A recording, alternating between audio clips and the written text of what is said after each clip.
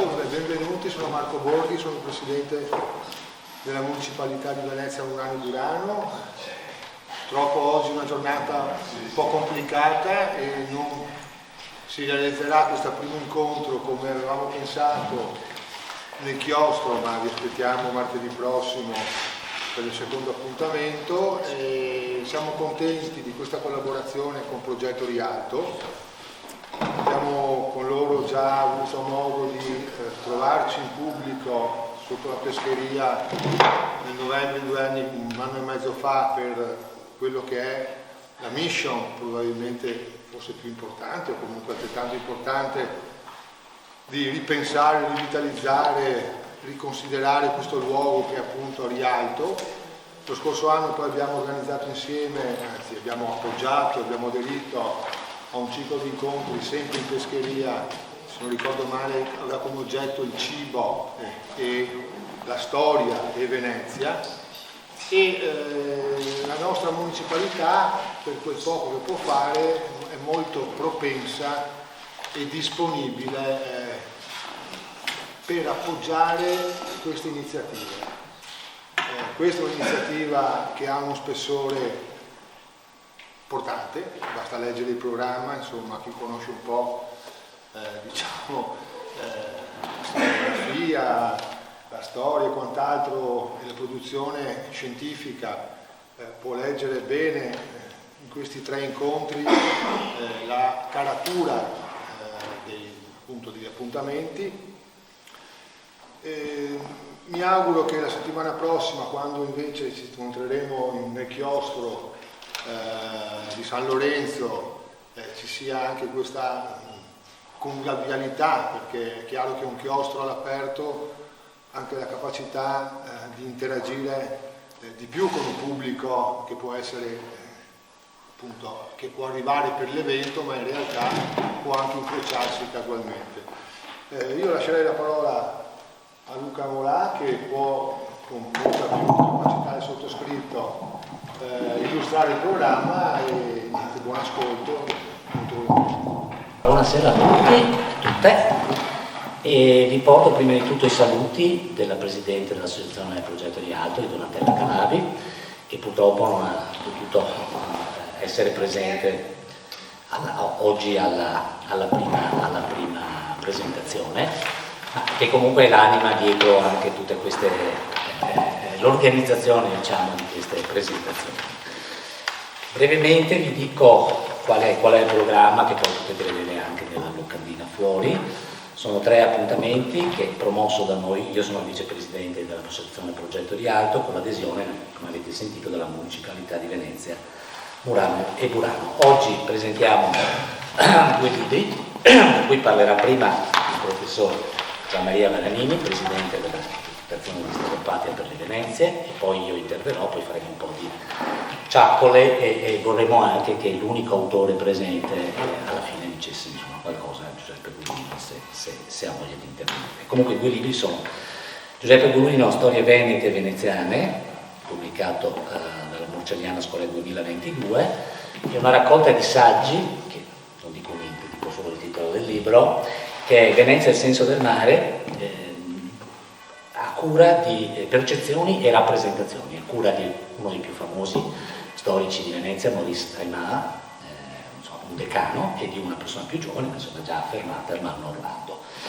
pubblicato dall'Istituto Veneto. Martedì invece prossimo, speriamo di essere appunto nel chiostro, 23 maggio, sempre alle 18, il tema è Venezia e la Laguna, mentre il tema di oggi è Venezia e la storia, il prossimo sarà Venezia e la Laguna. Avremo un volume a cura di Vallerani Visentin su Arcipelago delle Maree, esplorare gli incerti confini della Venezia anfibia, e un secondo volume, in inglese il titolo, The Lake of Venice, pubblicato però a Treviso nel 2022. Presenteranno Ludovica Galeazzo dell'Università di Padova, che è una persona relativamente giovane ma che ha un grosso progetto di ricerca finanziato dalla Comunità Europea sulla storia delle isole lagunari, quindi è una persona molto competente o che sta diventando molto competente in materia, e Matteo Cellini, scrittore. L'ultimo appuntamento, il 30 maggio, sempre di martedì, è su Venezia e le guide, cioè le guide come oggetti per girare Venezia. dal gruppo, credo che sia Venice in Pattern, ci sarà la presentazione di Guida ai misteri veneziani. Qua abbiamo 3 volumi, il secondo una nuova biblioteca per il mondo, Guida alle biblioteche del centro storico di Venezia, che è abbastanza interessante come tema, e un libro che ho anche già letto, ma è uscito nel 2022, Venezia e l'Antropocene, una guida critica, a cura di varie persone, credo Shaul Bassi e altre persone di Ca' Foscari dell'Università di Venezia. Con questa pubblicità per i prossimi incontri passo subito la parola al professor Baranini che vi introduce. Grazie, e anch'io sono immeritatamente socio dell'associazione Progetto Rialto, mi sono occupato anche tanti anni fa di storia di Venezia, mi occupo di storia veneta e sono appunto attualmente presidente della Deputazione di Storia Patria, che è appunto, come immagino sappiate, l'associazione che ha 150 anni di vita e molte rughe anche, e che raccoglie gli storici della regione Veneto, ecco, non solo di Venezia. Ecco. E appunto ho accolto volentieri l'invito e procederemo in questo modo, appunto come accennava Luca. Prima descriverò sostanzialmente i 2 libri per quello che è possibile riassumerli, per quello che è, diciamo, il contenuto, ecco, e poi faremo alcuni affondo specifici su alcune tematiche, anche in dialogo o alternandosi, diciamo. Ecco, preparando queste poche parole, per curiosità, nei giorni scorsi sono andato a vedere sull'OPAC, che è il catalogo online delle biblioteche pubbliche italiane. Ecco, si constata che dal 2000 a oggi ogni anno sono stati pubblicati fra i 500 e i 750 libri che contengono nel titolo la parola Venezia, o meglio, sono nel catalogo delle biblioteche. Stringendo un po' il cerchio, si accerta che nel 2008 sono stati pubblicati 45 titoli che contengono le parole storia di Venezia, che in anni precedenti, nel 1850, ne erano stati pubblicati 35. Ecco, cosa voglio dire con questo? Che leggere Venezia, come recita il titolo di questo ciclo, è un'impresa, come dire, abbastanza ardua. Io poi, conoscendo bene Donatella Calabi, sono sicuro che quando ha dato questo titolo, come dire, c'è una sottigliezza. Per lei leggere Venezia non è solo leggere libri o documenti, è leggere mappe, leggere catasti, leggere muri e impianto urbano, ed è giusto naturalmente che sia così, ecco. E naturalmente questi sono libri, come dire, in un certo senso fuori del comune, che si distaccano da questa banale, diciamo così, titolografia alla quale facevo riferimento prima, ecco. E di che cosa si tratta? Sono 2 libri molto diversi l'uno dall'altro, come avete già in qualche modo intuito.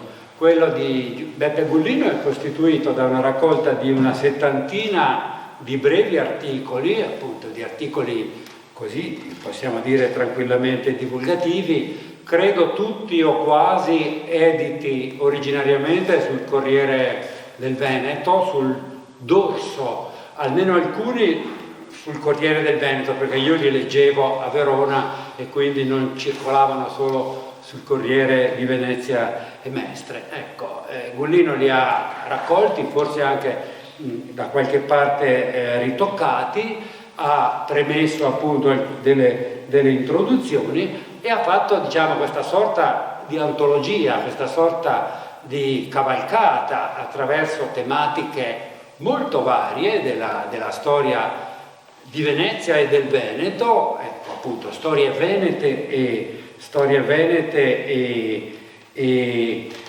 veneziane. Il libro è diviso in 3 sezioni cronologiche, appunto il Medioevo, la prima, e parte con il 421 naturalmente, con la data mitica della fondazione di Venezia. Poi dalla Rinascenza al barocco, e l'ultima i secoli XVII, XIX, ecco, c'è anche qualche puntata più avanti, qualche licenza dovuta al fatto che lui ama le Dolomiti, ecco, qualche cosa che diciamo non ha diretta relazione con Venezia o del Veneto. Ecco, ho provato a fare un po' di conti, su una settantina di testi in realtà almeno 25, un buon terzo, sono dedicati alla terraferma, ecco, e quindi appunto l'aggettivo venete che precede nel titolo è giustificato. Andando ancora più a fondo, è una particolare terraferma, ecco, io sono di Verona, dico sempre che sono il primo presidente della deputazione nato a ovest di Padova da 150 anni in qua, da Fedele, no, 130 anni fa, da Fedele Lampertico. Ecco, questo per dire cosa?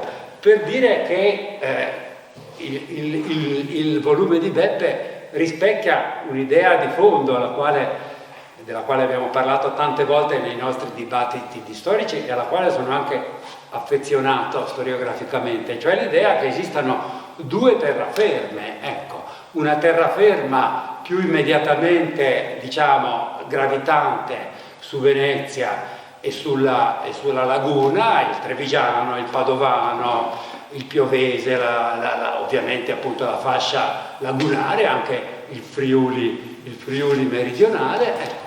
E poi da Vicenza in là, ecco, un'altra realtà, ecco, che è meno, interagisce meno evidentemente appunto dal punto di vista del passato, quello che studiamo noi, anche dal punto di vista economico, ecco, nel senso che Brescia e Verona hanno delle loro economie che non coincidono certo con quella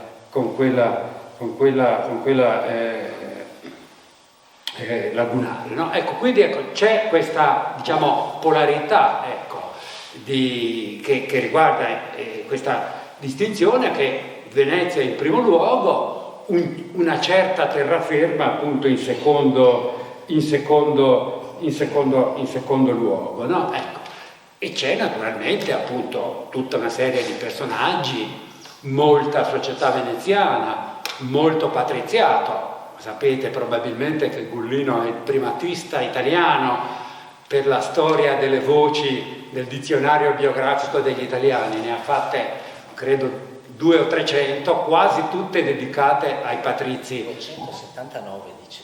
279, ecco, non mi ricordavo che ci fosse. Ecco, quindi questo per dire come ha una consuetudine che gli viene appunto da 50 anni e più, credo quasi una cinquantina d'anni, forse qualcosa di più di studio. Fa un mea culpa, ci sono poche donne, Caterina Cornaro, le solite Elena Lucrezia Cornaro Episcopia, Cecilia Baffo, Anna Erizzo, ecco, sono però abbastanza poche, ecco, e come omaggio, diciamo così, ai tempi e alla giusta appunto rivalutazione di questo elemento, appunto in qualche modo se ne accusa. Ecco, quindi è una serie di brevi medaglioni scritti con una penna brillante e sciolta, ecco, questa è una delle grandi doti di Beppe Gullino. Ecco, ho ben presente una recensione, mi pare sulla Rivista Storica Italiana, di un suo importante, ma devo dire noiosissimo libro sui Dal Banco Pisani dal Banco Moretta, di forse del 1980. Insomma, il recensore loda moltissimo questo libro, alla fine della recensione, ecco, finisce citando un brano di Gullino dove lui accenna alle procaci grazie di non so quale patrizia, farà una lettura di non so quale patrizia veneziana, ecco, nel senso che anche in un testo, diciamo così, pesante, difficile, di storia patrimoniale, di storia fiscale, come quello di 50 anni fa, ecco, riusciva in qualche modo a inserire qualche elemento di gradevolezza e di leggibilità. Ecco, dal punto di vista, diciamo, dello stile è veramente appunto una un gusto, ecco, c'è proprio un gusto, come dire, una piacevolezza della lettura, ecco, che va subito, credo, segnalata. Ecco, poi ritornerò magari appunto su qualche altro punto. Ecco, e adesso voglio accennare però a quelle che sono le caratteristiche dell'altro libro, appunto, intitolato Venezia e il senso del mare, percezioni e rappresentazioni, curato, lo devo dire, credo quasi esclusivamente da Ermanno Orlando. Credo che Maurice Aymar abbia dato al massimo una benedizione o poco più, ecco. E è un libro interessante anche questo, fin dal titolo. Il titolo è un calco in qualche modo, è un plagio. Il senso del mare era un vecchio titolo di un grande maestro della storiografia veneziana che si chiamava Alberto Tenenti e che aveva pubblicato un articolo, forse un libro. Articolo sulla storia Treccani. Ecco, intitolato proprio, ecco, il senso del mare, no? È un bel titolo, no? Ecco, riflettiamo sulla parola senso, che rinvia a qualcosa di non razionale, diciamo, di fisico, di tangibile, di sensitivo, di sensibile, di sensuale, se volete anche. Ecco, quindi avere intitolato questo libro, appunto, Il senso del mare, come dire, indicava in qualche modo una direzione, un programma, no? Ecco, anche nella direzione della storia delle percezioni e delle rappresentazioni, che oggi è una tematica o una prospettiva anche in qualche modo abbastanza di moda, no? Ecco, quello che ne consegue dovrebbe essere un approfondimento della marinità di Venezia, una pervasività di questo elemento, ecco, che naturalmente in qualche modo è presente nel testo, ecco, forse non secondo le modalità appunto che uno si aspetterebbe, nel senso che appunto il saggio, il volume,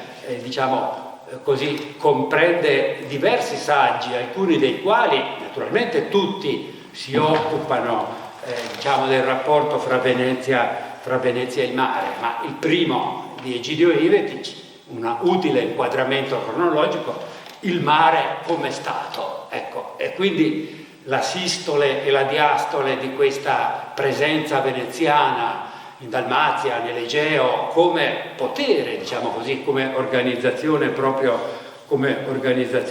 del potere. E poi ancora l'articolo molto bello di Peter Schreiner sull'importanza navale di Venezia per l'impero bizantino, un bel lavoro appunto di storia militare, di storia della flotta, di rapporti fra Venezia e Bisanzio, appunto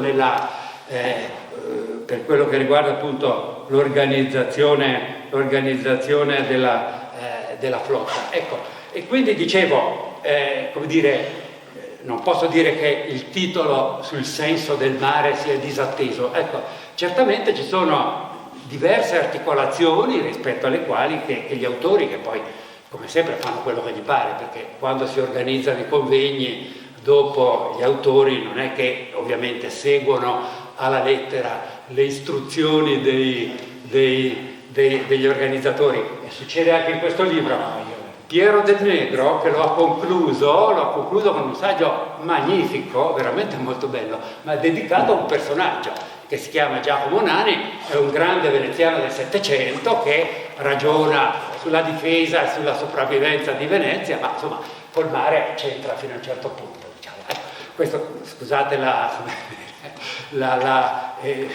lo stile informale, ecco, ma quello che emerge, ecco, è un pochino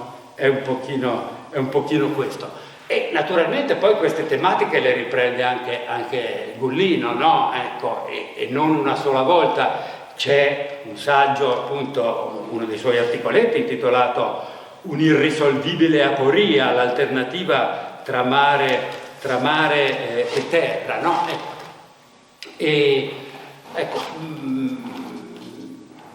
Concluderei facendo riferimento all'ultimo saggio, dopo riprendo però la parola. Ecco, circa un terzo del libro, 80 pagine su 250-260, sono occupate da un lungo saggio di Andrea Nanetti che è in qualche modo eccentrico rispetto a questo rapporto, fino a un certo punto, ma insomma, fra Venezia e il mare, no? È la presentazione di un'applicazione informatica per la valorizzazione del mappamondo di Fra Mauro come laboratorio virtuale per lo studio della via marittima della seta, traduzione letterale, ecco. Forse è un articolo, Nanetti insegna a Singapore, mi pare, o a Nanchino? Singapore, ecco, quindi è particolarmente sensibile a queste tematiche, forse il suo lavoro, come dire, che è assolutamente meritorio, era stato concepito anche in una stagione leggermente diversa dal punto di vista politico. È un lavoro appunto di enorme importanza, no? Che rinvia a quella galassia di applicazioni dell'informatica, diciamo in senso lato, no? Alla più vasta gamma delle cognizioni umanistiche, le fonti bibliografiche, le immagini, i video, ecco, tutto quello che è raccoglibile da YouTube o da Bing o da Scopus e dai grandi motori di ricerca. Ecco, questo diciamo così, progetto che mira a far interagire, e poi nel finale, appunto nella parte finale, lui esemplifica questo discorso, è un progetto appunto che presuppone una storia mondiale, una world history, no? Che anche questa è una delle tematiche che hanno, come dire, alimentato i nostri dibattiti negli anni scorsi. Ecco, all'esatto opposto della storia, diciamo così, artigianale che noi, alla quale chi alla mia età, ecco, è stato educato, e credo anche buona parte dei colleghi storici presenti, ecco. Ed è però appunto un lavoro estremamente significativo, questa applicazione finale, no? Ecco, che mira a cogliere la percezione sulla continuità delle vie d'acqua delle tantiche, cioè Fra Mauro, concependo il suo mappamondo, avrebbe tenuto conto di un sedimento, di una eredità antica rispetto alle conoscenze delle vie d'acqua, delle rotte nell'antichità, ecco, e tutto questo è stato, almeno in parte, possibile ricostruirlo attraverso diciamo così, l'interoperatività di questi blocchi, di questi sistemi di ricerca. Quindi anche da questo punto di vista, diciamo, il nuovo e l'antico che si toccano, appunto, tipi di storiografie, diciamo così, molto diverse che in qualche modo si incrociano. Ecco, questo è più o meno il panorama, diciamo così, di questi due libri. Adesso sentiamo quali temi approfondisce Luca e poi magari riprendo brevemente la parola anch'io. Perché questo hanno preso l'immagine dell'Italia da Fra Mauro. Allora, grazie, dopo il quadro generale io mi limito a segnalare qualche elemento di interesse per me, perlomeno, che insomma mi ha suscitato. Comincio col libro curato da Aymar e da Orlando e mi collego poi al libro di Gullino, quindi partirò da quello. Devo dire che sono anch'io abbastanza critico, tutto sommato, sul libro nell'insieme, però so benissimo, da persona che ha fatto atti di convegni più di una volta, quanto sia, come dicevi tu, complicato. Abbiamo fatto un libro, un convegno tanti anni fa ancora a Berlino sulla storia globale della seta, mettendo insieme studiosi, i tedeschi avevano tanti soldi, mettendo insieme studiosi cinesi, giapponesi, persiani e così via, ed è stata una difficoltà assoluta mettere insieme tante voci diverse di tanti paesi diversi. Questo lo stesso anche nel piccolo europeo, poi ognuno va per i fatti suoi. Quello che forse in molti saggi, diciamo così, non manca, semplicemente non è il tema centrale, è proprio questo il senso, è più temi di storia marittima, temi che hanno a che fare con lo stato da mare, che va benissimo, sono temi anche molto interessanti. Direi che il senso della percezione del mare nel senso di tenenti c'è più nei primi saggi introduttivi e poi molto meno, a parte il caso di Deborah Howard di cui parlerò poi. E volevo quindi soffermarmi velocemente sui 3 saggi che per conto mio mi hanno interessato di più. Scusatemi che prendo l'indice. C'è il saggio di, penso che sia russo, Dimitar Dimitrov, o bulgaro, Venice and the Western Black Sea, 13th to 15th century, quindi Venezia e il Mar Nero occidentale, dal XIII al XV secolo. Ora, il pregio da parte mia, secondo me, di questo saggio in inglese, uno dei pregi, è di metterci a disposizione, di sintetizzarci, di presentarci quella che è la bibliografia in bulgaro o in russo sulla storia politica, che in buona parte è storia veneziana. E questo è un grosso problema che io trovo nel lavorare o studiare lo Stato da mano, perché abbiamo una bibliografia che è in greco, è in croato, in molte lingue che inaccessibili, io penso non solo a me, non so già Maria, ma a buona parte degli studiosi veneziani. E ci sono, fra l'altro, dei fiori studiosi che stanno producendo moltissimo. Quindi, ad esempio, qua cito un libro che cita molte volte nel suo articolo Dimitrov, che è Veneziansky Gazzetta, e non si trova su Google. Ci ho provato in tutti i modi, non lo trovi neanche su Google, che è probabilmente una collezione di documenti veneziani che hanno a che fare col Mar Nero. Ora, il saggio sottolinea qualcosa che spesso o ogni tanto i veneziani dimenticano, l'importanza fondamentale del Mar Nero per l'economia veneziana, per i commerci veneziani durante il tardo Medioevo. Qui ne fa la storia dall'inizio, praticamente dai primi tentativi di entrare nel commercio del Mar Nero fatti dai veneziani. L'imperatore bizantino lascia alla fine del XII secolo un primo ingresso e poi i veneziani, come tutti sapete, nel 1204 conquistano Costantinopoli con l'esercito franco. C'è una pillola, c'è un saggio di Giuseppe nel suo libro sulla conquista di Costantinopoli. A quel punto avrebbero l'accesso al Mar Nero, naturalmente, ma non lo sfruttano tanto, perché il Mar Nero non ha ancora l'importanza economica di entrare nel circuito commerciale veneziano. Io penso, qui non lo dice l'autore, ma che ci sia anche il fatto che quando i veneziani arrivano a conquistare Costantinopoli, l'impero mongolo e le diverse parti dell'impero mongolo non sono ancora arrivate, non è ancora strutturato. Quindi tutta quella specie di sistema di traffici che si forma nell'Asia centrale a partire dagli anni 30, 40, 50 del 200, dopo le conquiste di Gengis Khan, quando si strutturano degli stati mongoli nell'Asia centrale, pensiamo, sono 4 poi, c'è lo stato, l'impero cinese dei mongoli del Gran Khan, c'è l'Orda d'Oro russa a nord, ci sono i Khan in Persia e poi ce n'è un quarto in Centro Asia. Praticamente non hanno ancora creato un'area di non proprio pacificazione, ma di possibilità di commerci su tutto lo spazio asiatico, che invece sarà paradossalmente creata dopo che i veneziani perderanno Costantinopoli, perché nel 1261 una dinastia greca ritorna con l'aiuto dei genovesi e i genovesi entrano a quel punto nel gioco del Mar Nero e dell'impero bizantino, da cui erano stati esclusi. E a questo punto Venezia, paradossalmente, dicevo, qui lo spiega l'autore, si interessa al Mar Nero e cominciano nella competizione che sorge con Genova, e in buona parte la competizione non è solo per gli scali della Siria o del Levante, è proprio per il Mar Nero, dove i genovesi ben presto creeranno una specie di impero coloniale, e i veneziani, per tenere la competizione, anche loro entrano nel Mar Nero a questo punto. Dopo la perdita di Costantinopoli riescono a fare un accordo molto velocemente con l'imperatore.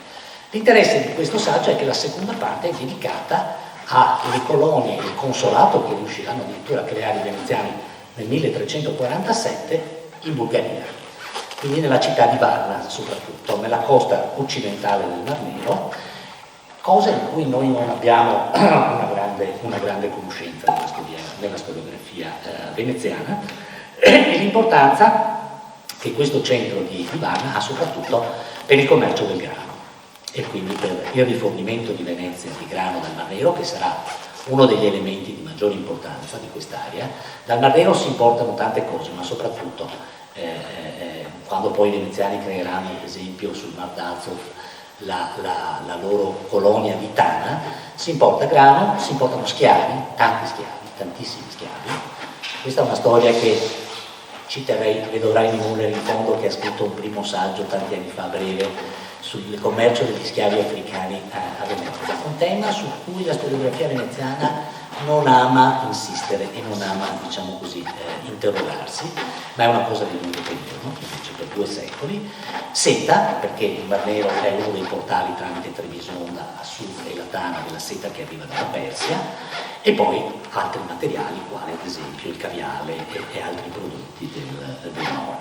Ecco, questo per conto mio è uno degli elementi più importanti di questo saggio, e il fatto che ci mette a disposizione in buona parte una bibliografia da noi non accessibile. Il secondo saggio, che è più ambizioso dal punto di vista anche storiografico, è un saggio di un giovane, relativamente giovane studioso, Reinhard Glucksmann.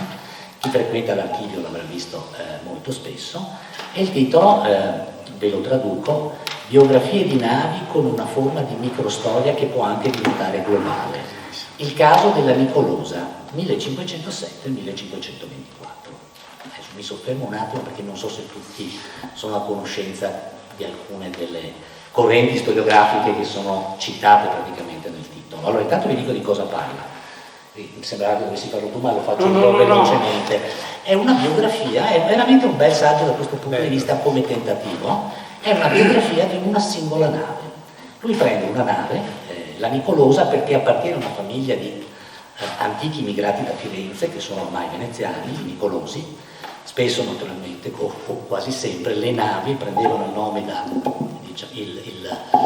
il socio principale della compagnia che gestiva la nave o della famiglia al femminile. Quindi una nave dei Balbi si chiamava Balba.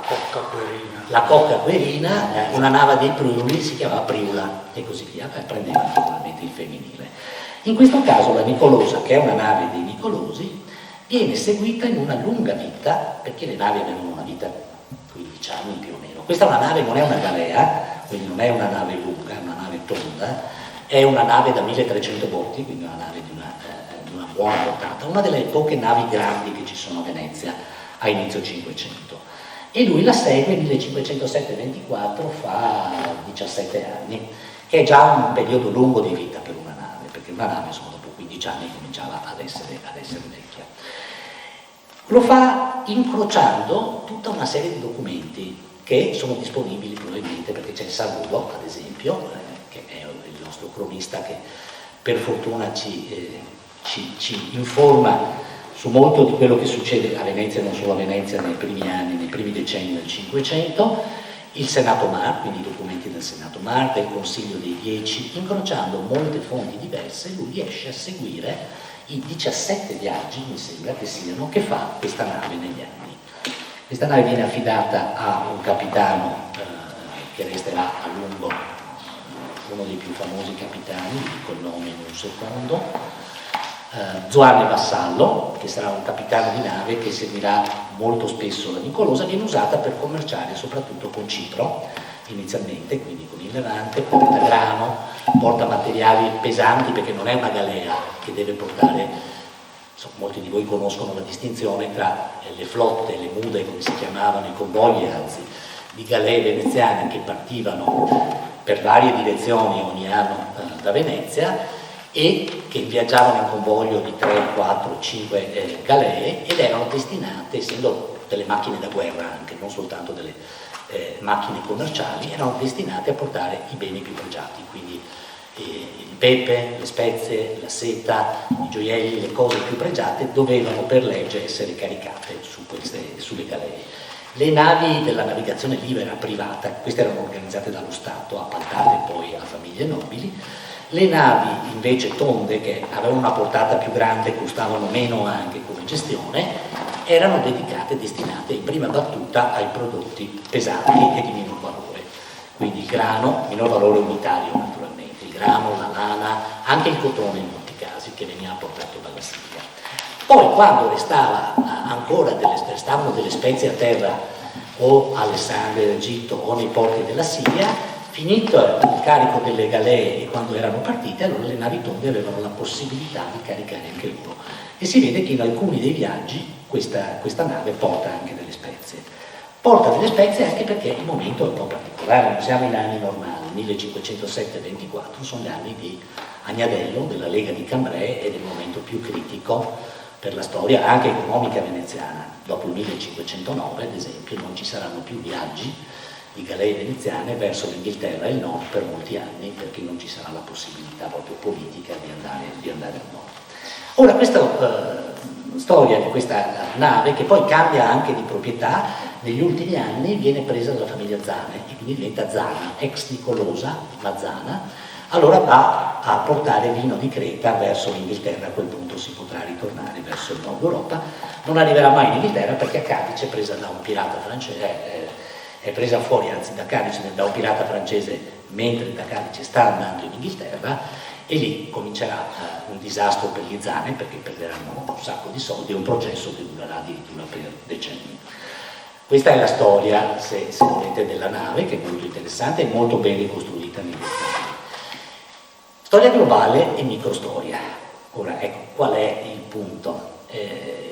La storia globale in Italia è cresciuta negli ultimi 10 anni, ma è qualcosa che non è tradizionale, diciamo, almeno nel definirla così. Cos'è la storia globale? La storia globale nasce negli Stati Uniti, fine del secolo scorso, e diciamo, esplode soprattutto nei paesi di lingua anglosassone all'inizio del nostro secolo.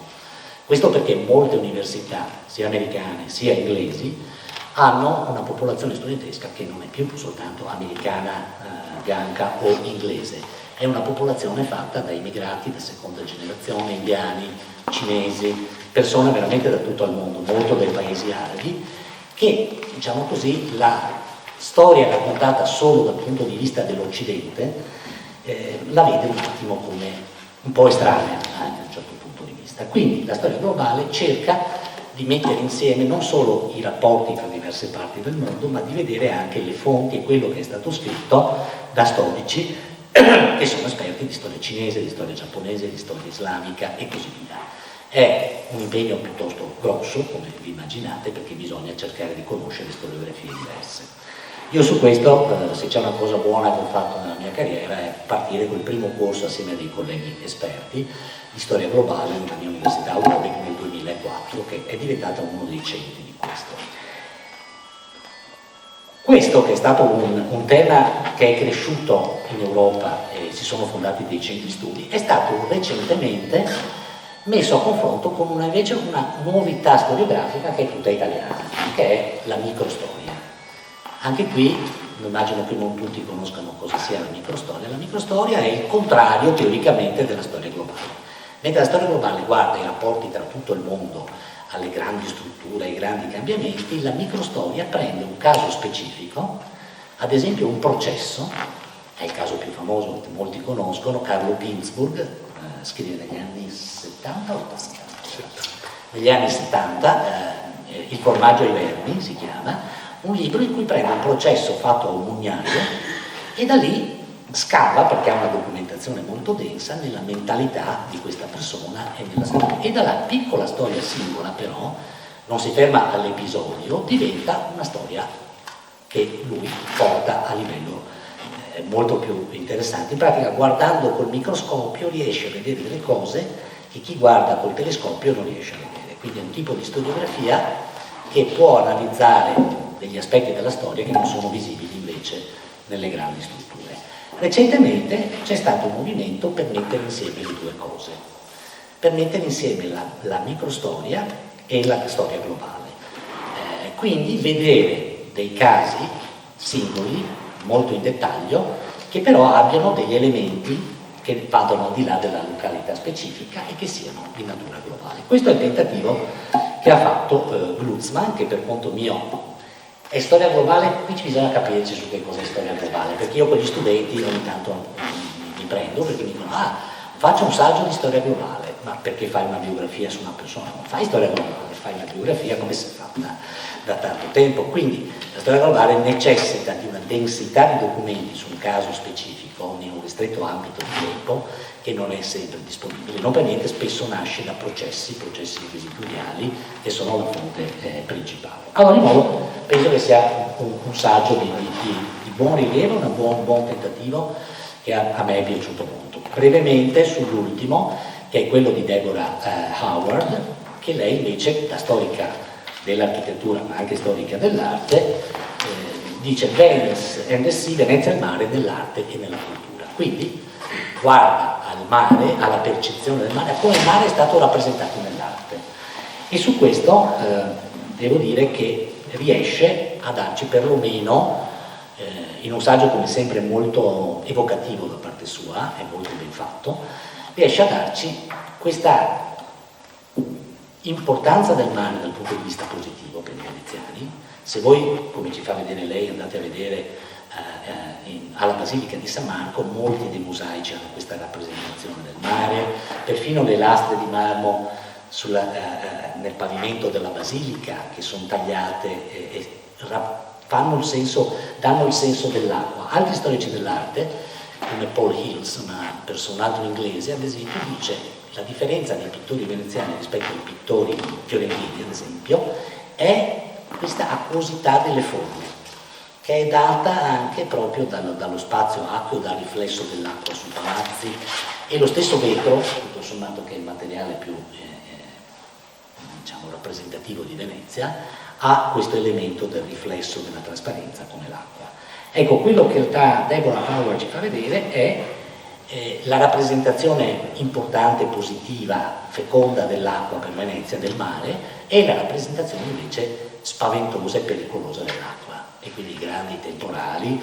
Qui c'è una tela che lei cita, che è diciamo l'unico inserto, uno dei pochi inserti iconografici che c'è nel testo, ed è Palma il Vecchio, San Marco, San Giorgio e San Nicola salvano Venezia dal temporale, dalla tempesta, che è alle gallerie dell'Accademia. Quello che lei dice anche è che però stranamente a Venezia nel 600 non si sviluppa una scuola di pittura come ad esempio in Olanda, di paesaggi marittimi, di navi in tempesta, non ha questa, probabilmente perché un po' il senso del mare a partire dal 600 e dal 700 si era già cominciato a perdere nella città. Finisco brevemente, poi passo anche velocemente con il però prendi la parola quando vuoi, con il breve saggio di Giuseppe, che poi riprendi in altro modo in questo volume, perché c'è un saggio di Gullino in questo volume, in cui dice sì, bello il mare, ma state attenti che molti veneziani guardavano anche la terra, a partire già dall'epoca della congiura di Tiepolo. Insomma, ci dice come alcuni nobili veneziani avessero già investito nel Trevigiano, nella terraferma, come il Trevigiano fu conquistato fino al 1339, e secondo te, io riporto quanto dici, poi su questo non mi schiero, una parte perlomeno, una delle motivazioni della congiura di Tiepolo era proprio dovuta agli interessi legati alla terra di alcuni dei congiurati, i Badoer, ad esempio,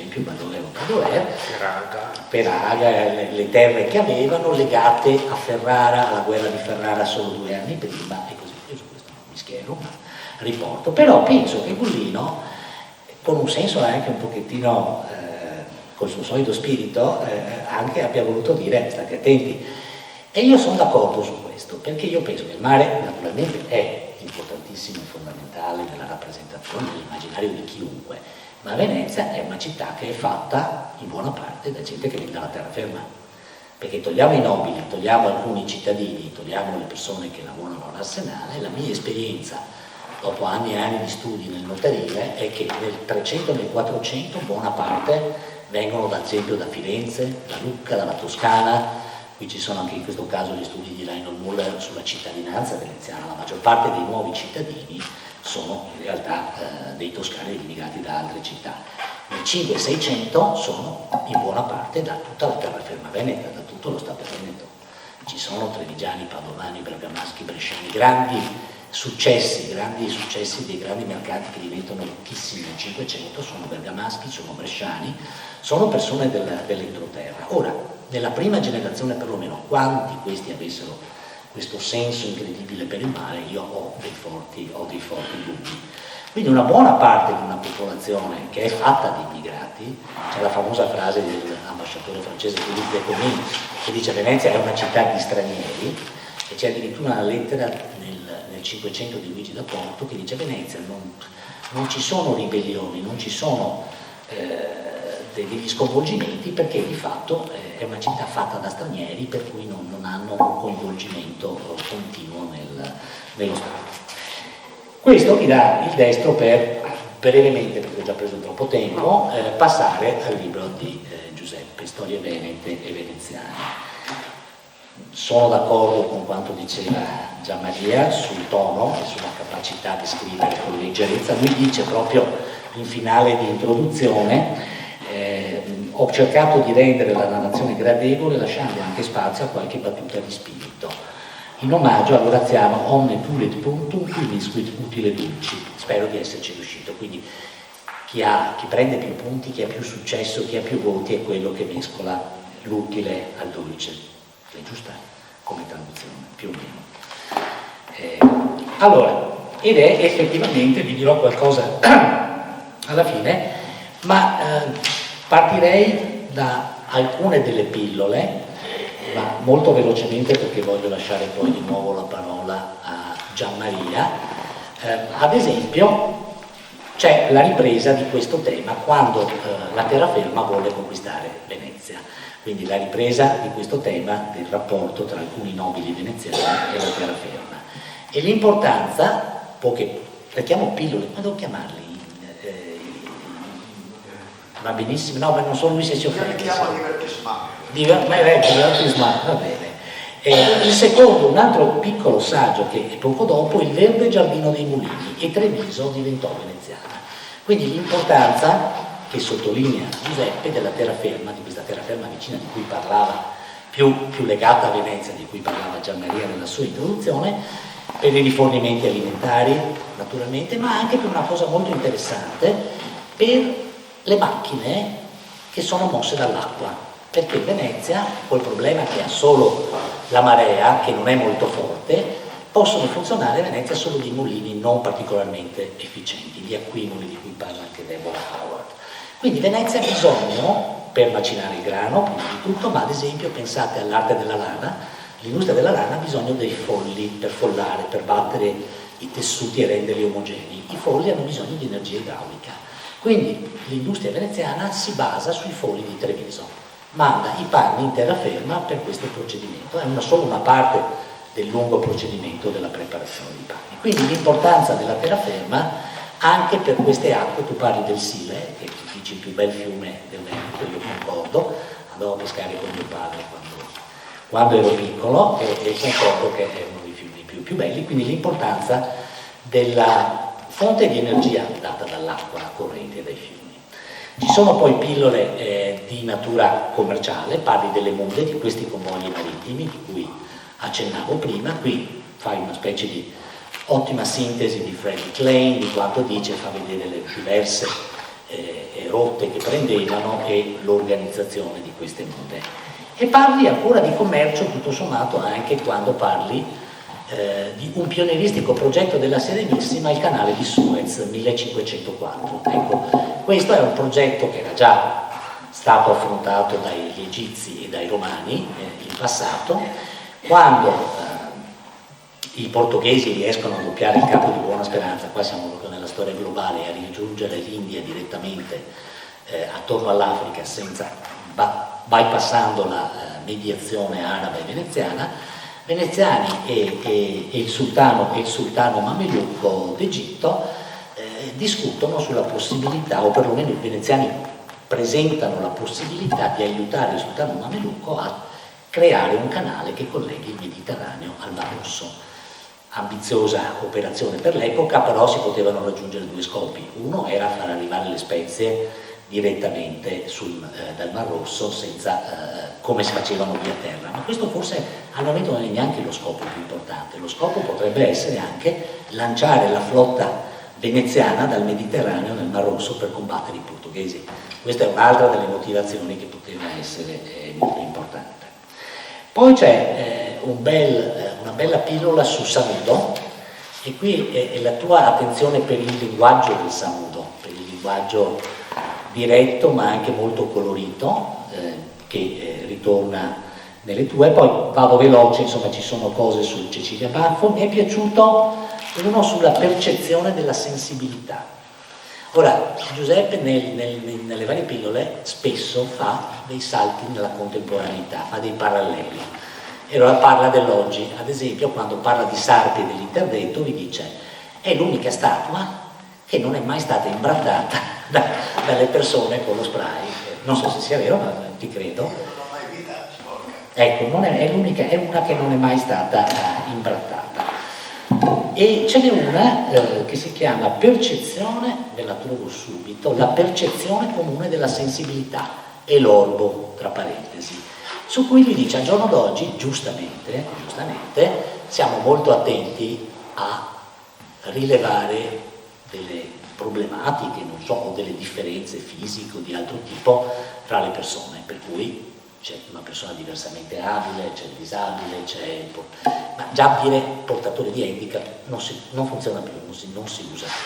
Ecco, lui ci spiega che invece nel 3, nel 4, nel 5 e anche nel 700 un difetto fisico, come diremmo, tipo essere zoppo, diventa poi una caratteristica della persona che lo identifica, ma lo identifica per tutta la vita, ma senza apparentemente, mi pare di capire da quello che dici tu, uno stigma è una cosa terribile. Ad esempio c'è questo Giacomo Foscarini, nel 1787 si azzoppò, da quel momento in poi per tutti fu Esotto Foscarini, dove l'aggettivo fa agio sul cognome, abolendo di fatto il nome di battesimo.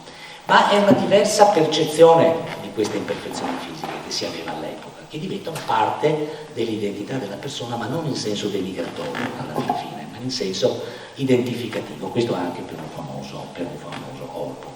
Finisco, devo dire più o meno qual è la prosa di Giuseppe, con l'esempio di questo nobile veneziano che è Niccolò Tron, che qui siamo ancora nelle macchine, nel tuo interesse per le macchine industriali, che nel 1718 viene spedito in Inghilterra come ambasciatore e porta indietro la prima macchina a vapore, una delle prime che era stata brevettata nel 1712 e la fa funzionare nelle sue terre. Ecco, leggo, spero non malissimo, un piccolo brano per darvi un po' il senso della prosa, saltando un punto. Allora, comincia così, il titolo è Polesine 1718, in funzione della prima macchina a vapore. Se andate a Padova, in Prato della Valle, verso la chiesa di Santa Giustina, tra le 78 statue che circondano l'isola Memmia, trovate quella di Niccolò Tron, 1685-1771 date. Non potete sbagliarvi, è il più brutto di tutti. Questa statua fu commissionata e pagata dagli industriali di Schio nel 1781. Vediamo come andarono le cose. Niccolò Tron fu un patrizio veneziano del tutto anomalo. Oddio, per essere ricco era ricco, il che gli permise, benché non fosse quel che suol dirsi un adone, di sposare Chiara Grimani, senza contraddizione la più bella dama dei suoi tempi, a detta di Domenico Pasqualigo, che ebbe il bene di servirla in qualità di amante. Questo Pasqualigo ebbe 3 amanti che con astuta astuzia scelse tutte di nome Chiara, quindi non si sbagliava mai, questo è il sottotitolo, il sottotesto. Torniamo al nostro Tron perché fa una divagazione. Giunto a Londra nel luglio 1714 con la moglie e il piccolo Andrea, divenne amico di Newton, che lo iscrisse alla Royal Society. Tuttavia fu un pessimo ambasciatore perché anziché frequentare la corte, e lì c'era la guerra con cui tutti i Morea servivano aiuti, Tron passava le giornate a visitare arsenali e fabbriche e girava per le campagne a conversare con gli agronomi informandosi sulle nuove tecniche produttive. Inoltre, da quando si era accorto che Re Giorgio guardava un po' troppo la Chiara, la moglie, e sbriciava nella sua scollatura, che a quei tempi si usava generosa, le aveva ordinato di starsene in seconda o terza fila durante le feste e le cerimonie. Così quel caprone di Giorgio non poteva toccinarla la mano. Intervennero gli inquisitori di Stato con una lettera il cui sugo era: ma come, con tutti i problemi che abbiamo coi turchi, non vuoi che questo buon re vada a letto con tua moglie? È così che si serve la patria adorata? Ricordati che sei erede di secoli di ineguagliata abilità diplomatica. Obbedì il Tron, manco per sogno. Beccarsi l'icona non rientrava nelle commissioni ricevute, sicché mise incinta la Chiara e così imparava. Ecco, questo per darvi un po' il tono della prosa e È proprio così, non so se il Corriere lo pagava bene, sicuramente lui si divertiva. No, ecco. ma lui ha uno spirito, mi ricorda il convegno su Loredano, che ci siamo divertiti a un certo punto perché c'è una statua di Loredano che si sta alzando a San Giovanni e Paolo. Poi qualcuno ha citato che in una seduta del Senato lui, il Loredan, era stato scritto in una cronaca dal Sanudo, forse era dovuto alzarsi velocemente per andare a far pipì. Allora abbiamo pensato che la statua fosse collegata al fatto che si doveva alzare e ha un'ironia sua che... Sì, no, ma concordo con tutte le cose che diceva Luca, ecco, anche certe tirate contro la riforma universitaria, cioè ce ne sono di come dire, spunti di collegamenti all'attualità che sono così appunto gradevoli alla lettura, poi fanno anche appunto, come dire, ci abituano in qualche modo, diciamo, a pensare. Poi ci sono anche delle polarità, ecco, gli piacciono i momenti di passaggio, c'è un blocchetto di articoli sul primo Cinquecento, ce n'è un blocchetto significativo sulla fine della Repubblica, ecco, ci sono dei momenti che lo stimolano di più, proprio per questa capacità un po' di sbalzare il personaggio, di tirarlo fuori attraverso appunto un aspetto, diciamo così, particolare in qualche modo. Poi ci sono anche le illustrazioni, non so chi le abbia scelte, sono piccole perché il libro è, il formato è quello che è, non sono neanche di gran qualità, però, come dire, c'è insomma, un ritmo, una logica anche in quella che mi sembrano in genere ben scelte, quindi ecco, e anche questo contribuisce a una come dire, a una non vorrei dire, a una seria fatuità, a una seria gradevolezza, ecco, di un lavoro come questo. Ecco, tutti noi scriviamo su diversi registri, appunto, come dire, e con maggiore o minore impegno, ecco, non necessariamente appunto la lievità del tono significa poi mancanza di impegno, di conoscenza e di serietà. Ecco, quindi appunto credo che l'operazione sia stata felice, credo che non l'abbia neanche pensata Beppe alle origini, o forse sì. Dopo ci dici. Ecco, niente, quindi ecco, questo diciamo per confermare un po'.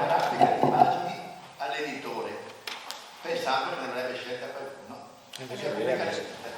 Vabbè, ecco, però... Ha pagato i diritti o... perché al giorno d'oggi pubblicare anche immagini tratte da internet diventa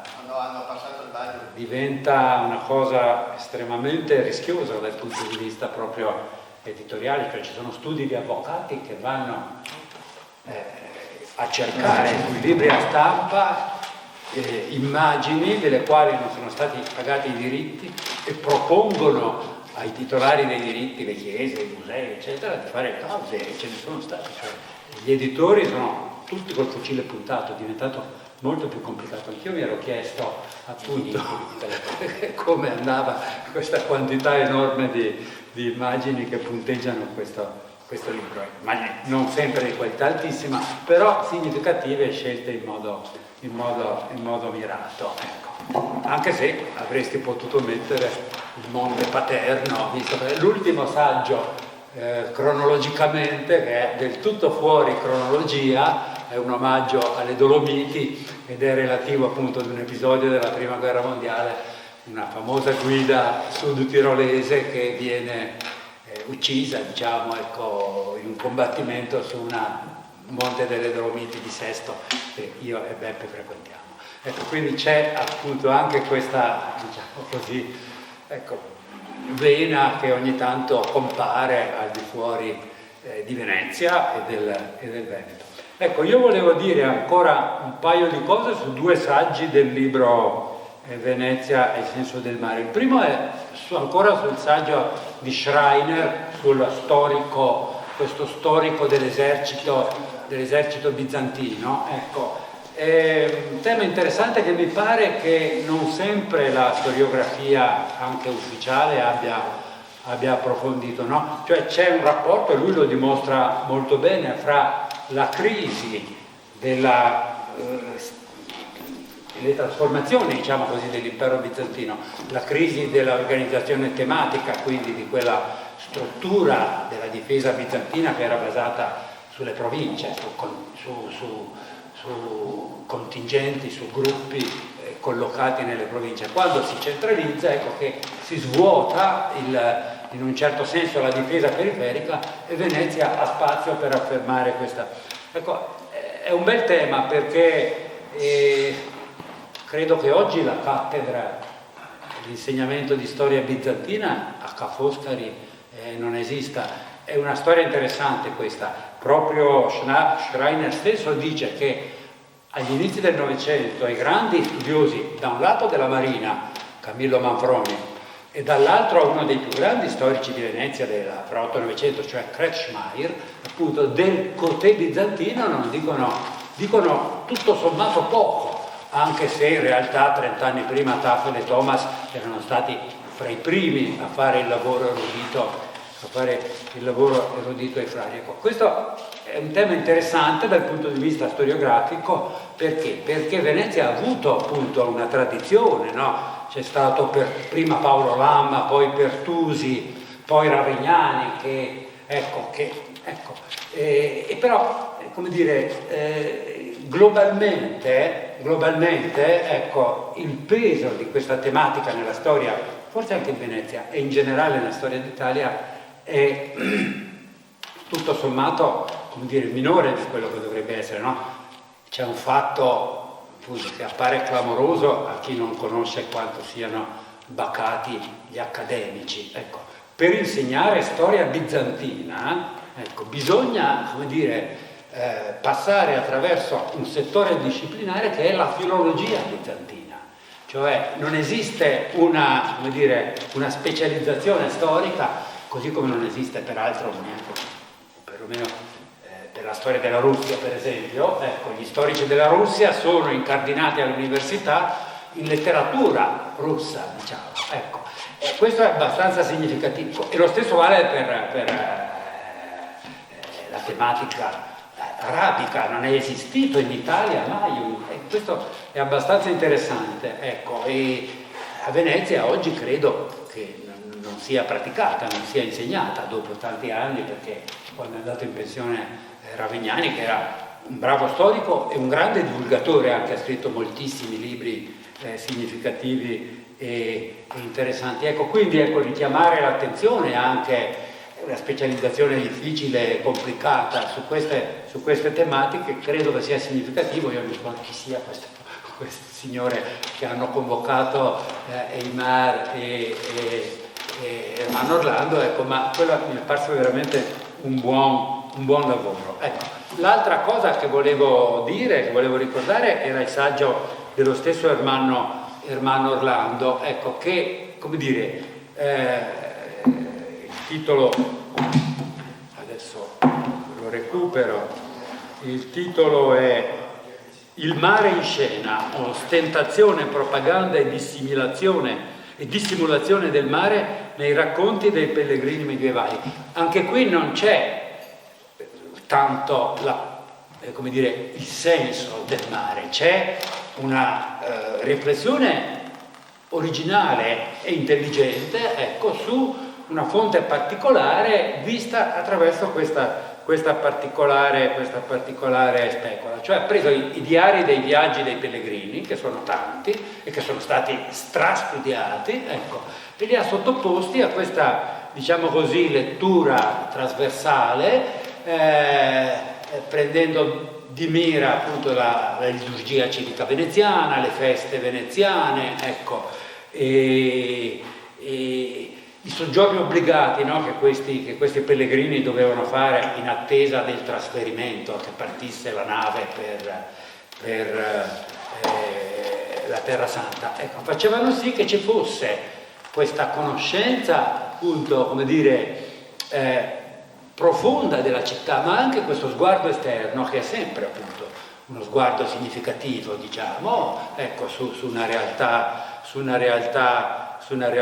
storica. Ecco, ripeto, non c'è solo percezione, sentimento, ecco, c'è anche questo.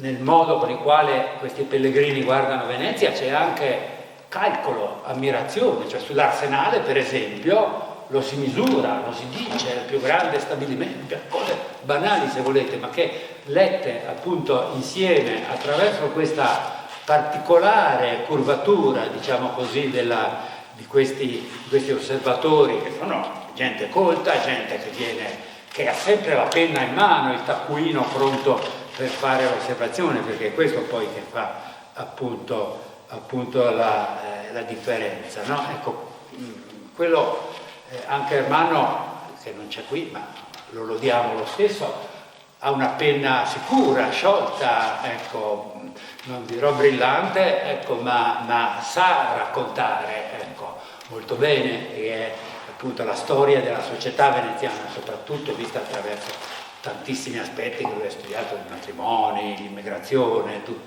ecco, tante tematiche che ha toccato. Ecco, questo piccolo saggio mi è sembrato un saggio felice che appunto non guarda solo al mare, ma come dire, coglie questa ottica significativa da parte di testimoni significativi. Vogliamo dare la parola a Beppe se ha voglia di dire qualcosa? Un minuto solo. Un minuto, vieni. Allora, sì. No, ti conviene.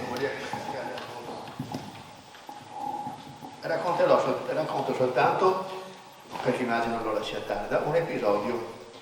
Cioè c'è una di quelle storielle che ho scritto, riguarda Anna Erizzo. Anna Erizzo Che non è mai vissuta. no, però c'è dei libri di storia e c'è anche ritratta a Palazzo Ducale, nella sala del Maggior Consiglio in alto, si vede suo padre, Paolo Erizzo, e questa è storia vera, era bailo, cioè governatore di Negroponte, l'attuale Eubea. Aveva una figlia che portò con sé. Ora, quando i veneziani andavano in Levante mai si portavano la moglie o le figlie, mai. Stavolta dice che si è portata questa figlia Anna, di straordinaria bellezza, dopodiché siamo nel 1470, arrivano i turchi, Maometto II conquista l'isola, fanno un macello. E Maometto II a questo punto qua c'è tutta una serie di leggende che finiscono anche nel Settecento, perché c'è tutta una tradizione di storie su Anna Erizzo. Pare chi dice che Maometto II si incapriccia di lei non ne vuole sapere, l'eroina Chrétienne, e quindi a un certo punto viene chi dice decapitata, chi viene ammazzata in vari modi, però insomma è suo padre verrà segato in due dai turchi. Non devo ricordare qui i costumi di allora. Quindi c'è questo. C'è anche una bella incisione. Sì. Che mostra. Sì, che è tagliata per la pancia, così si soffriva di più e durava di più il tormento. Bene, e allora su Anna Erizzo ci sono succeduti vari racconti e a un certo punto il dizionario biografico degli italiani, lui ricordava le voci che ho fatto, mi ha commissionato Anna Erizzo. E io ho fatto le indagini in archivio, ho fatto le mie ricerche e ho concluso che non è mai esistita. È stata una pura fantasia. E mal me ne incolse perché il biografico non mi ha pagato.